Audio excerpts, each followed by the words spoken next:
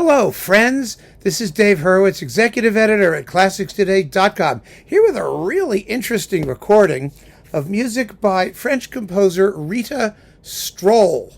Now, her real name, my goodness, she had like the most unbelievable name here. Hang on a second. Her real name was, oh my, there it is.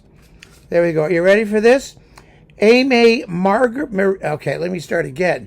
Aimée, it's French. Aimée Marie Marguerite Mercedes Rita La Rousse La Villette. And that's before she got married. She just used Rita when she married Mr. Strohl, and who could blame her? So she lived from 1865 to 1941, and she is a real discovery, but she's likely to be a frustrating one. There are 3 discs in this series, actually, that was sponsored by Bruzen on the label La Boîte à Pépites. The thing about it is that you've got orchestral music, which is this one, chamber music, and vocal music. And what happened to her was kind of interesting. She began life writing chamber music. She had a quirky sense of humor and interesting sensibility. Most of her music is programmatic in inspiration one way or another, even the chamber stuff. She seemed to have been quite a masterful writer of songs. She liked Baudelaire, particularly Fleur du Mal. Oh my goodness, creepy, weird poetry. And there's some rather eldritch stuff on this disc too, which we'll get to shortly. But after about 1900, she started writing these huge, epic oratorio/lyric symphony things, which weren't performed, of course. And with her second husband, she sort of did a Wagner. She built this house with this theater to perform her works with their huge orchestras, 5 saxophones and 4 harps and 5 tubas, and all this crazy stuff. I'd love to hear them. And there's a little bit on here, but it seems extraordinary. And then she kind of retired because she knew she wasn't going to get performed, and she wasn't interested. She just sort of withdrew from the universe and died in 1941 in the south of France. So it's really kind of amazing. Now, what do we have on here? Let's talk about the works themselves. First, there is the Symphonie de la Forêt, the Symphony of the Forest. She wrote 2 symphonies, actually, of this type. One was of the forest, and the other was the Ocean Symphony, which was composed in 1905, the same year as La Mer, which would really be a wonderful comparison, wouldn't it? It's a beautiful, sort of haunted, strange work. It doesn't have a lot of quick music, but it's interesting. It doesn't lay there and die. It's consistently interesting. It lasts about like 35 minutes here. Let me give you the titles of the various movements. It begins with this sort of l'étang, the pond, l'étang, whatever a pond is. It's a pond.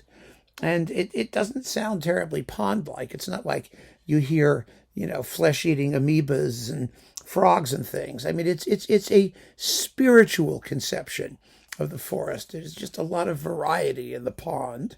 And it's really beautiful, but elusive, gauzy, strange. You call it impressionist, but I don't know. The next movement is L'âme en peine, the soul in pain. Well, what does that have to do with a forest? You can see this is a spiritual journey. And then we have the Marche funèbre d'un scarabée, the funeral march for a beetle, not to be confused with the funeral march for a parrot by Alcon, or the funeral march of a marionette by Gounod. It's a little bit grotesque in that sense, and humorous, actually. And then finally there is the Chasse à l'aurore, the hunt of dawn. And aurore et lever du soleil, and then, dawn and sunrise is the end, and it has a grand ending. It's beautifully written. There are wonderful arabesques for harp and piano, and it's just really cool. She had a lot of talent and a real vision. You can really tell by listening to it. And after that, we have 4 songs with orchestra. A couple of them, the first two are terribly French. There's the Swans, well, of course, swans, and then the pan flute, la flûte de pan, which is what you might expect, but they're beautiful. They're beautifully, beautifully written. And I have to say, the two singers here are fantastic. They're really, really wonderful. It's Marie Perbost, soprano, and then in the last two, Lucile Richardot, mezzo-soprano. They're good singers, first-rate singers. You have the Mummy. Ooh, well, that's interesting, and it's wonderful. I mean, it's really characterful. And finally, the Broken Clock, La Cloche Fêlée, which is Baudelaire. It's about blood and guts and clocks, and you have this chiming in the horns throughout the whole song. That's really, it's evocative without being overly literal. It's really good stuff. And then finally, the prelude to her sacred mystery in 3 acts. Yajnavalkya. Don't even ask me how to pronounce it, and don't correct me. Just leave me alone.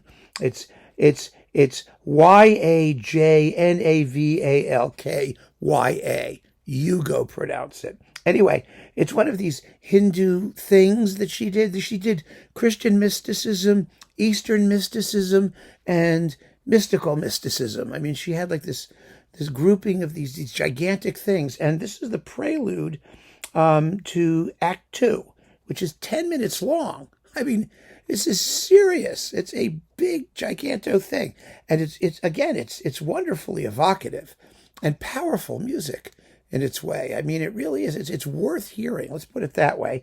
The Orchestre Nationale d'Île-de-France is conducted by Case Scaglione, and he's really good. I guess he's from Cincinnati, so it's probably Scaglione. I mean, in good old American, but it's Case Scaglione. Let's try it that way, Scaglione. And my oh my, this is a find, a real discovery, something worth listening to, and over and paying attention to. And here's hoping that we can do some more of this. I mean, it would be very expensive, but Bruzane people, you've got piles of money, so spend it on her. Why not? I mean, you could do worse. Let's put it that way. So keep on listening, friends. Thanks for joining me. Take care.